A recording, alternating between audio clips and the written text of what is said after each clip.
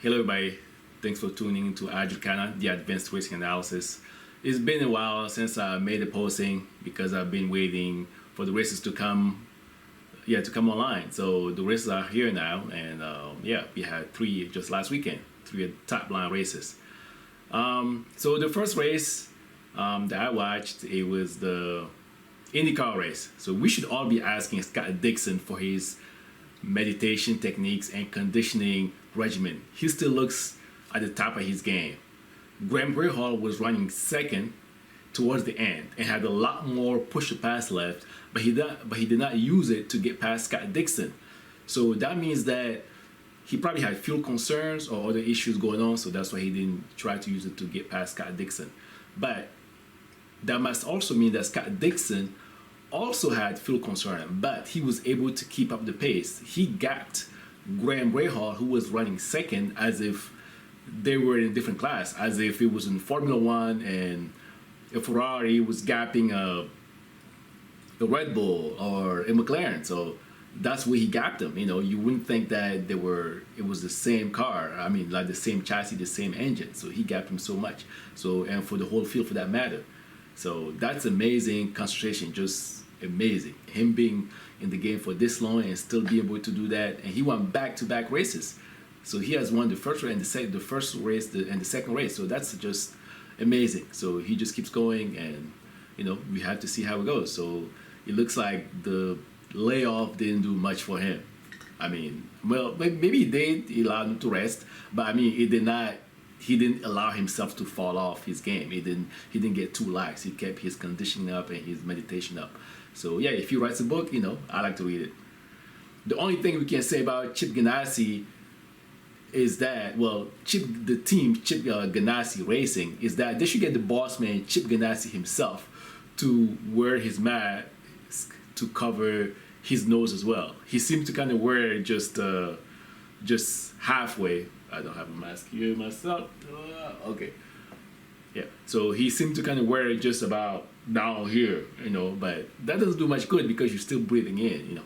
So, I mean, unless everybody around him is just, you know, or they got masks, then okay, but still, you know, he should just cover your nose, you know, and Chip, you know, you the man, just do it, you know. It's a little thing, but, you know, hey, everything else he does right, so I'm sure he knows what he's doing. Alexander Rossi has picked a not so good of a time to have a bad start to the season.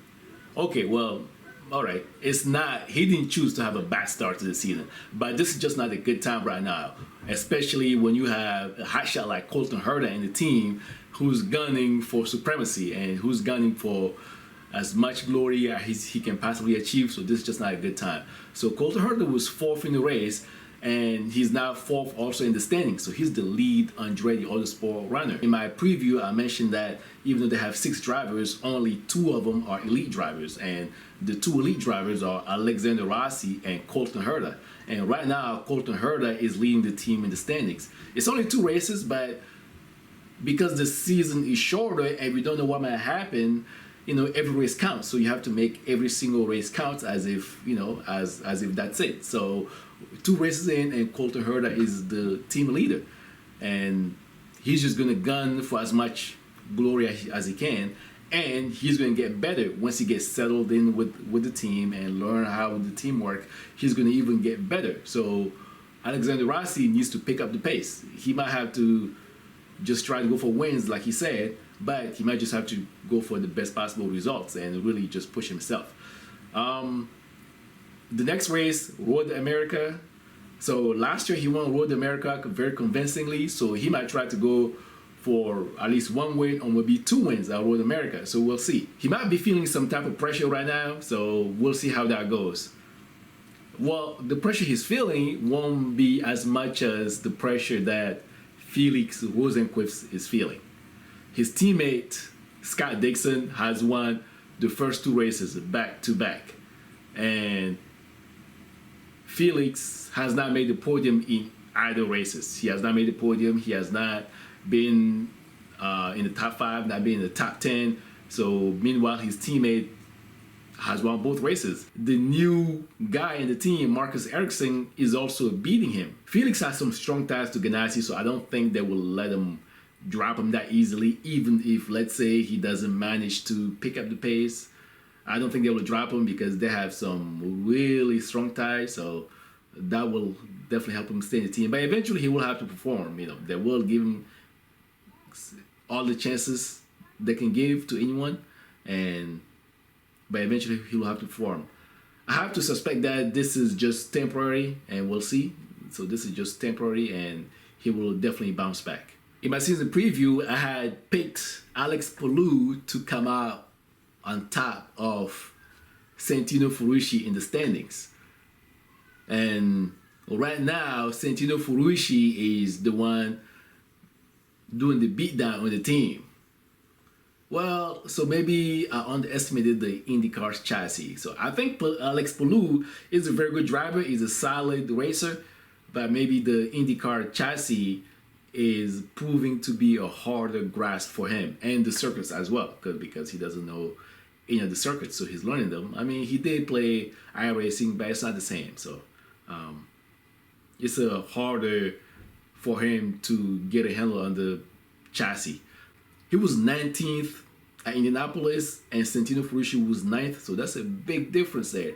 I think he will get a grasp of it. Hopefully, it's just not too late for him to make a good showing, because he's sponsored by Team Go from Japan, so they brought him to IndyCar hoping that he will be a solid racer. They're not sending him here to be at the bottom of the standing, so they're hoping he's going to be a top guy, a top racer. So we'll see. So I think he will still come up, but hopefully just not too late to salvage the season, to have a good showing this season.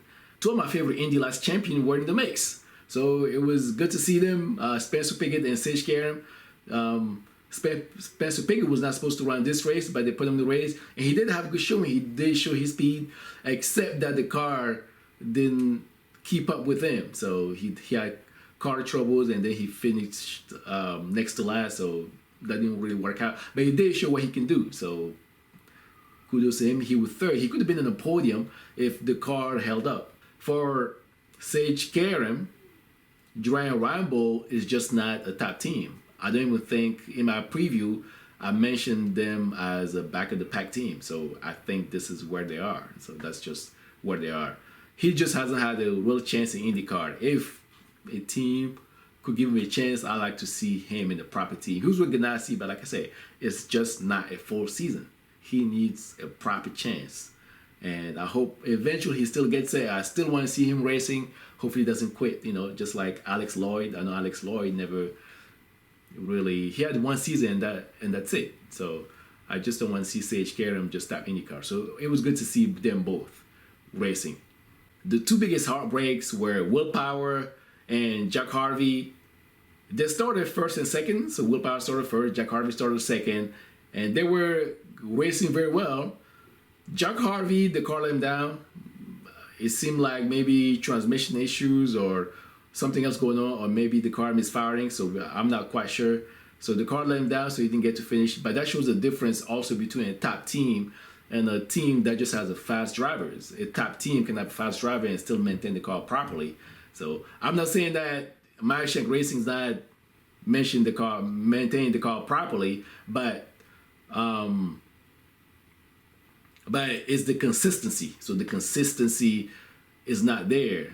But we'll see. This is just one race. It's only two races.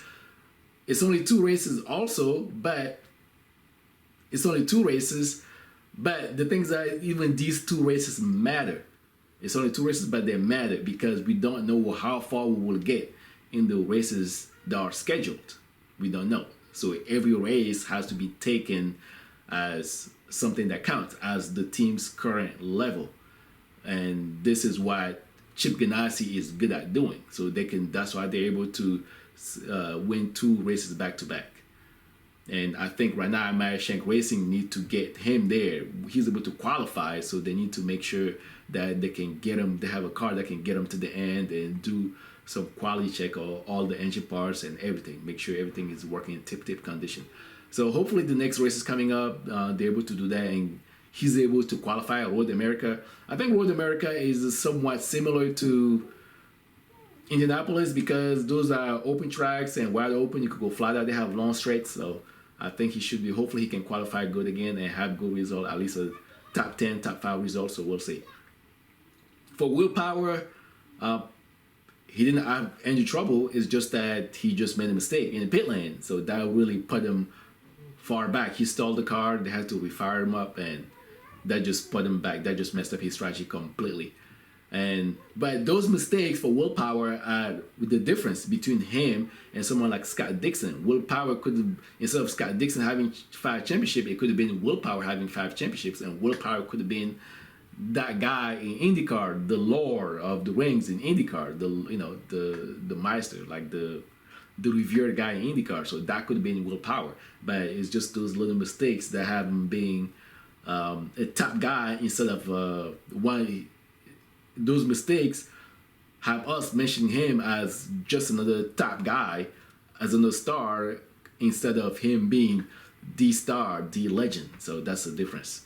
But he's going to bounce back, but I'm still not sure if he's still at the level of Joseph Newgarden and Simon Pagenaud. And Simon Pagenaud himself has had trouble. He's had trouble qualifying, but strategy and him being able to save fuel is getting him in front of the pack. I guess that's from his sports car racing days, so being able to save fuel. The podium celebration took a while to get the other 2 drivers on the podium. It seems like Scott Dixon, they raised his car up. He was on the podium. He took pictures and did all the interviews. And he kept waiting for the 2nd and 3rd place finishers to come up to the podium. It took a while. So this is something IndyCar needs to get a hold on, because maybe they're not sure, especially in Indianapolis, they're not used to doing a podium celebration. So this is something they need to get a hold of having the drivers there very quickly. And hopefully they have a podium at Indianapolis at the Indy 500. So that would be nice to have a podium at the Indy 500. You have to recognize that the drivers who participated in the race. But it's just that in this case, it just took too long for them to get up there. I mean, it was a while. Probably, it seemed like a good 10 minutes for the other 2 drivers to get up to the podium. So that's not good. But the car lift was very good. That's a nice touch. I think that's an original idea. I haven't seen it at any other racetrack, so that's a very good idea, very original, and very good attention to detail. And they had the curtain covering up the actual airlifts. So like curtain that showed the advertising the Indianapolis Motor Speedway. So that's a very good attention to detail.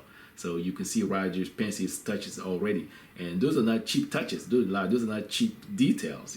They cost money. So, and he's willing to do that. So that's good.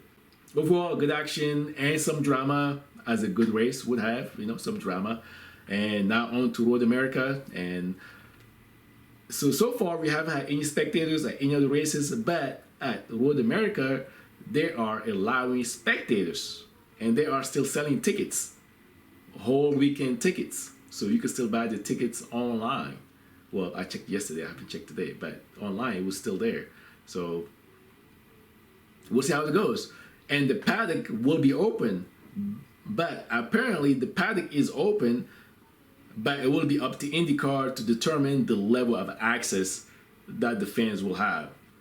We'll see. I'll be going to Road America, and we'll see. I will try to do a video from there, and we'll see how it goes. I tried to get to Indianapolis, but no one's allowed. And if you're just a blogger, unless you're one of the big medias, you weren't allowed there. But I'll be at Road America, and we'll see how it goes.